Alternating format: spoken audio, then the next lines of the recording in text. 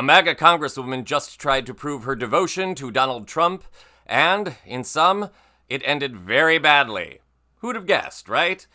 Welcome back to Occupy Democrats. I'm David Reddish. So since Donald Taco Trump's return to office, politicians in deep red districts have held town hall meetings that haven't gone so well. Also, if you're missing the reasons behind why the man who once threatened if he lost there would be taco trucks on every corner is now being dubbed the Taco President, just see our other videos here on the channel. You won't be sorry. Back to the matter at hand. MAGA congressmen have seen their town halls turn into near riots in recent days. Check out Nebraska Republican Representative Mike Flood's town hall earlier this month. I voted for that bill. It allows us to extend the tax cuts that were proffered in 2017. You promised that you would not vote for a bill that cuts Social Security and Medicare. You either lied to us or you have been bullied into voting against our health care in favor of giving $5 trillion in tax breaks to billionaires. Most of the cuts in the bill really addressed Medicaid. When we say you have to work in order to earn the Medicaid, we don't have that problem in Nebraska. This provision was unknown to me when I voted for the bill. When I found out that provision was in the bill, I immediately reached out to my Senate counterparts and told them of my concern. And when I return to Washington, I am going to very clearly tell the people in my conference that we cannot support undermining our court system. And that's just one example, which, for those of us who value coherent policy, government transparency, and a Congress that doesn't rubber stamp the policies of a loon like Taco Trump, seeing this kind of eruption is oddly cathartic. And wait until you see what happened last night. Our story today concerns Iowa Representative Ashley Hinson, herself no stranger to rowdy town hall meetings. Check out what happened last month when she tried to defend Trumpism.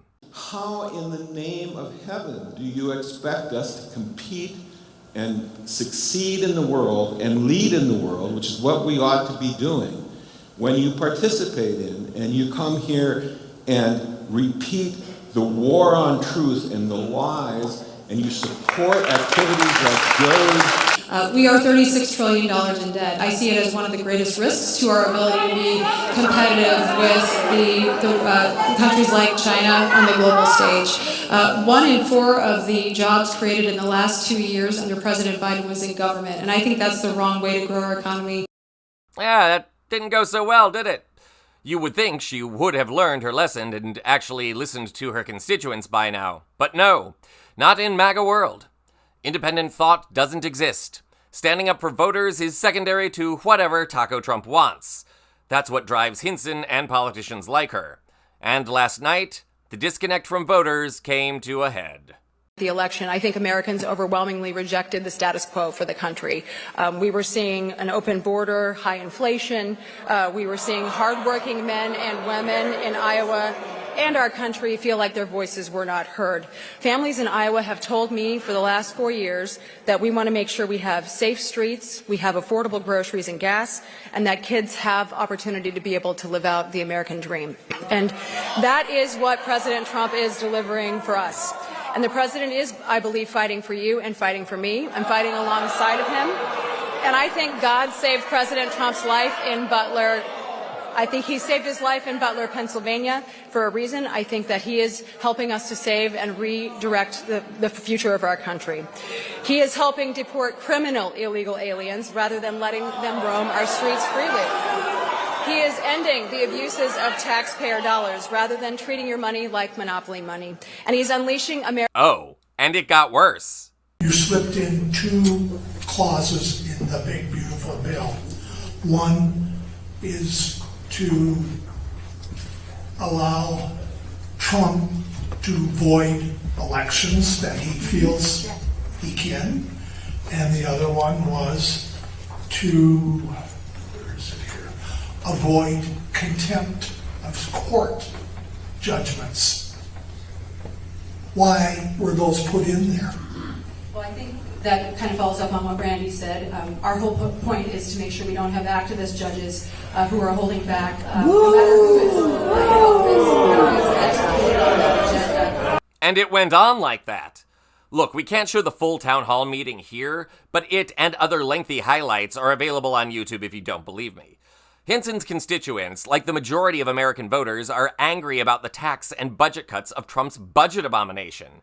They're mad about rising prices courtesy of Trump's tariffs. They're embarrassed by the way that MAGA and Trump continue to alienate our allies and embarrass the United States on the world stage.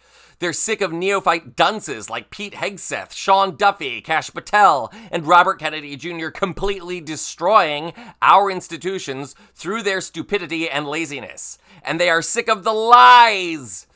Trump and MAGA are totally disconnected from reality at this point, at least in terms of what they say publicly.